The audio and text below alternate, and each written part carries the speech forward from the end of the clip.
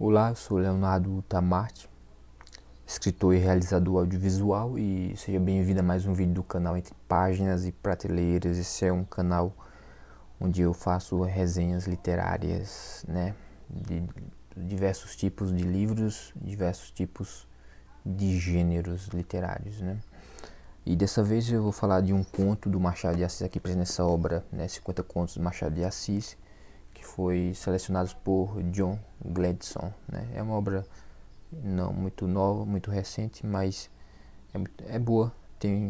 Não tem todos os contos do Machado, Não tem, falta alguns contos que são muito importantes assim para dele, infelizmente, mas é uma boa obra, Assim, para introdutória, para quem quer conhecer os principais, os 50 contos, pelo menos 50 contos. E a gente sabe, muita gente sabe que as melhores obras do Machado de Assis são seus contos, Quer dizer, há discussão sobre isso, Não é tão verídico, Mas tem pessoas, eu conheço pessoas que têm algumas críticas sobre a obra, a magnífica obra, Memórias Póstumas de Brás Cubas, enfim. Vou falar sobre um conto específico, que é o conto chamado, que está no título aí do vídeo, que é a Missa do Galo, Missa do Galo, que é um conto muito interessante, que está aqui nesse livro. Ele se encontra na página 433, está aqui marcado. Missa do Galo é o conto, não sei quantas páginas tem, sinceramente, mas é curto. Aqui vai da página 433 até a 439. Então tem pouquíssimas páginas aí. 6 páginas, basicamente. Você lê rápido. E é um conto muito interessante, Fica a recomendação desse livro, mas existem outras coleções, de contos do Machado, inclusive coleções completas, coleções de vários tipos de coleções. No caso tem essa daqui. Então vamos lá, vamos começar o vídeo, Missa do Galo é um conto emblemático de Machado de Assis, É uma parte integrante da obra do autor, que marcou a literatura brasileira do século XIX, publicado no livro Páginas Recolhidas, em 1899, pela primeira vez, O conto reflete não apenas a maestria narrativa de Machado, mas também o seu profundo entendimento da psicologia humana e sua habilidade em explorar as nuances das relações sociais, A gente percebe muito claramente isso nesse conto. Esse conto é magnífico, Emblemático, é uma palavra que define, sem dúvida, o conto, Então o conto é narrado em primeira pessoa por um homem chamado Nogueira. É um conto retrospectivo, pois é o Nogueira mais velho que relata um acontecimento do passado, quando ele tinha 17 anos e viajou ao Rio de Janeiro para estudar. Então ele começa o conto assim, Ele se hospedou na casa de um escrivão quando ele tinha 17 anos, Esse escrivão chamado Menezes, que foi viúvo de uma prima sua, A prima do nosso protagonista, do Nogueira, Mas agora ele, que faleceu, Mas agora ele é casado, O Menezes, o escrivão Menezes, ele é casado com uma mulher chamada Conceição.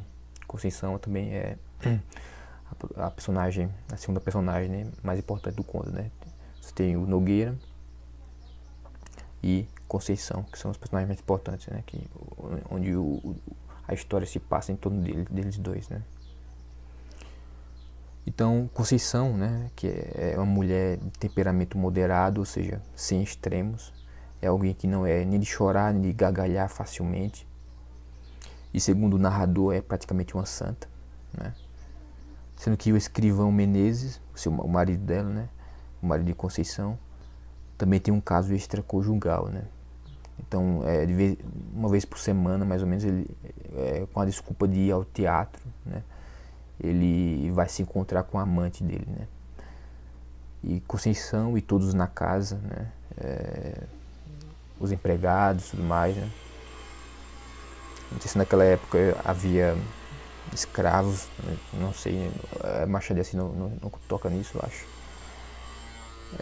já sabe do caso do marido, né, mas ela se mostra submissa a isso. Então todo mundo já sabe desse caso, né, do escrivão, né, que ele tem um caso extraconjugal, mas isso todo mundo se mostra indiferente, né, isso, e a própria esposa é submissa, né.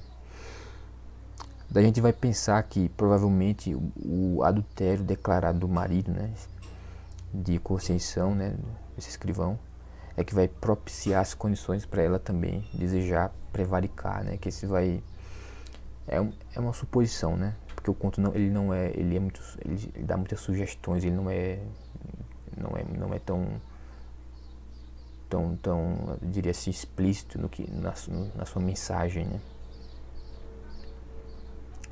Então o conto se passa na véspera do Natal, né, é uma véspera de Natal, do dia de Natal, justamente numa das noites em que o escrivão, né, ele sai de casa para ir se encontrar com a amante dele, né.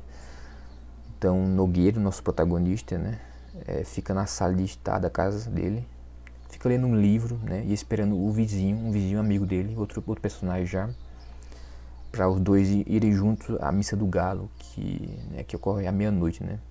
Estão esperando chegar a hora. A missa só ocorre à meia-noite, então ele fica ali acordado, enquanto isso fica lendo um livro. E pelo que tudo indica, acontece um encontro, né, premeditado por Conceição, né, com o jovem Nogueira, esse que tem 17 anos. Enquanto ele esperava, né, enquanto estava lá esperando, né, e todos na casa estavam dormindo, Conceição aparece na sala de estar e tem uma conversa com Nogueira sobre vários assuntos, né. Eles começam uma conversa leve assim, vai levando a conversa. Ela aparece com roupas diferentes do que normalmente usa, né? Talvez roupas próprias para dormir, né? A gente não sabe, a descrição não é tão clara assim, né? Não é tão evidente, mas provavelmente é a roupa que ela usa para dormir, não é roupa realmente coberta assim, né?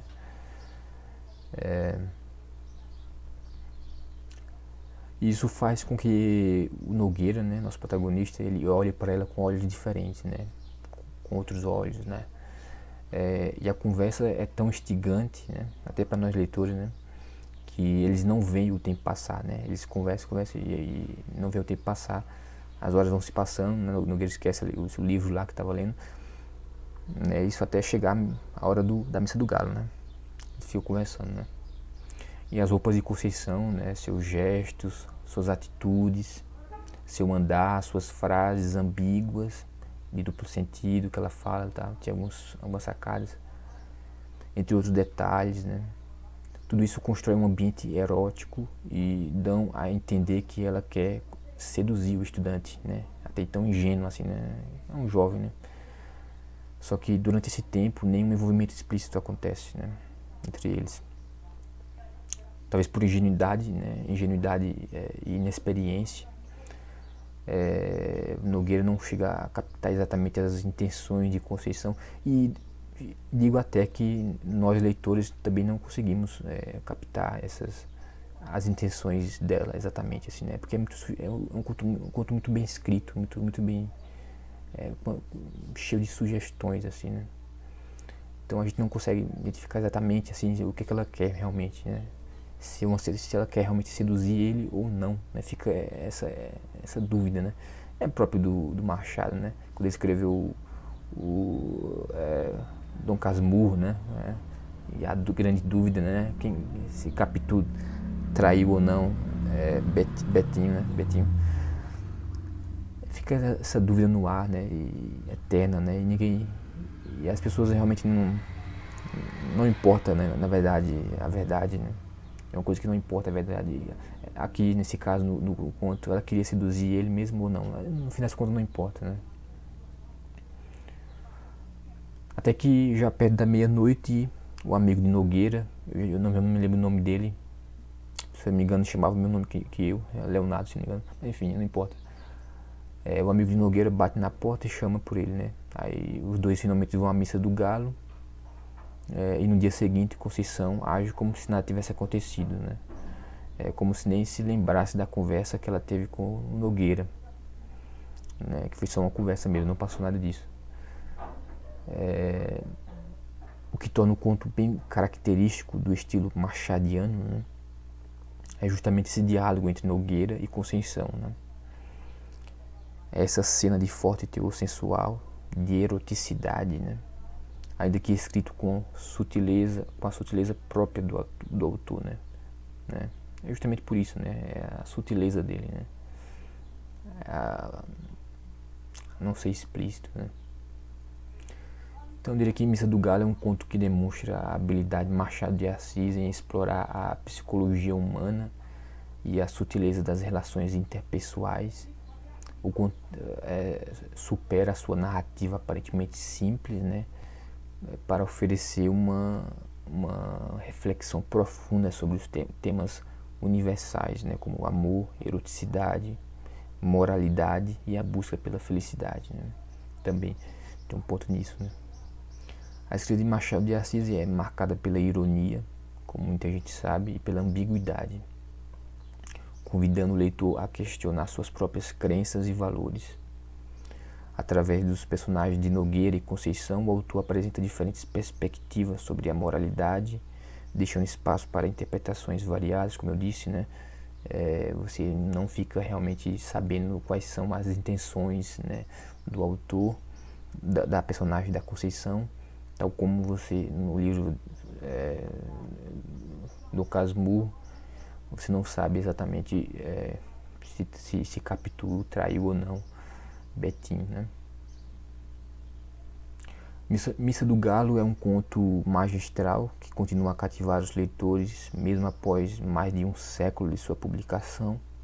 A habilidade de Machado de Assis em explorar as complexidades da condição humana em sua escrita envolvente garante que a obra permaneça relevante e inspiradora para gerações futuras.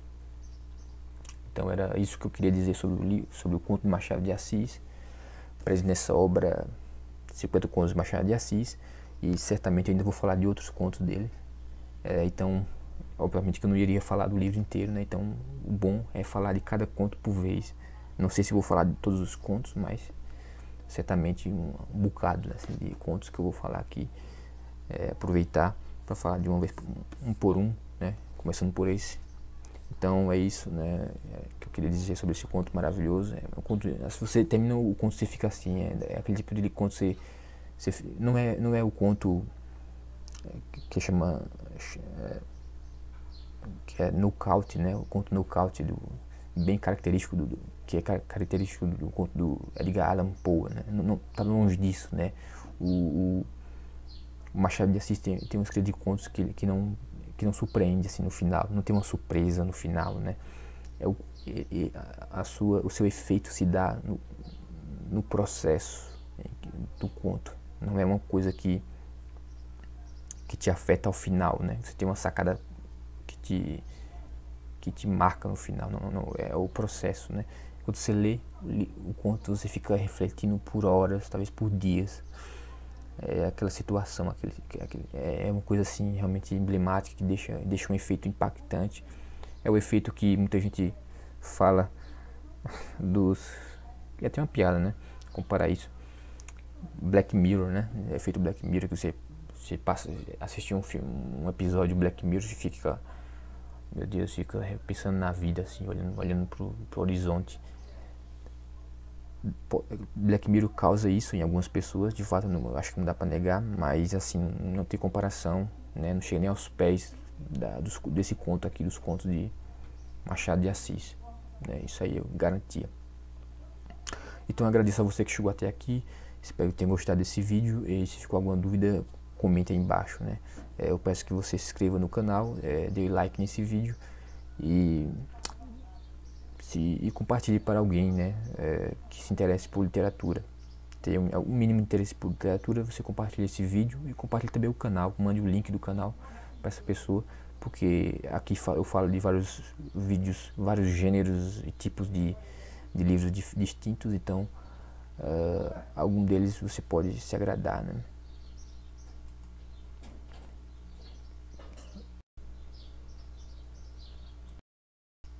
Dei uma pausa só para finalizar. Eu queria dizer também que se inscreva no meu, dê uma olhada no meu site, que é leonardotamarte.com.br. Lá você vai encontrar vários textos, né, alguns artigos que eu escrevi. Você vai encontrar também, ter acesso a meus livros que eu já escrevi. Além dos artigos que eu já escrevi, né, no meu site, você vai ter acesso aos meu catálogo de filmes que eu já realizei, que também sou diretor. Vai ter acesso a críticas que eu já escrevi sobre cinema, né, em texto, e também a esses vídeos resenhas que eu tenho feito, né, alguns eu tenho postado lá também, né, junto com um comentário escrito também, né. Além disso, além do acesso aí aos filmes, você também tem acesso à minha newsletter. Estou escrevendo a newsletter, você pode ter acesso a ela e se inscrever seu e-mail, que você vai receber contos originais que eu escrevo, né? Comecei a escrever alguns contos originais e está disponível lá na newsletter, na minha newsletter. Então você tem acesso, pode pesquisar no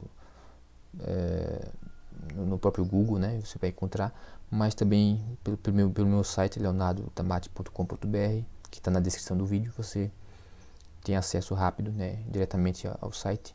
É só colocar seu e-mail e você vai receber os meus contos originais e dizer o que achou, né? Então é isso que eu queria dizer. Agradeço mais uma vez você que chegou até aqui e a gente se vê na próxima semana. Desculpe os cortes, é que eu tive uns atrapalhos aqui, eu tive que dar uns cortes.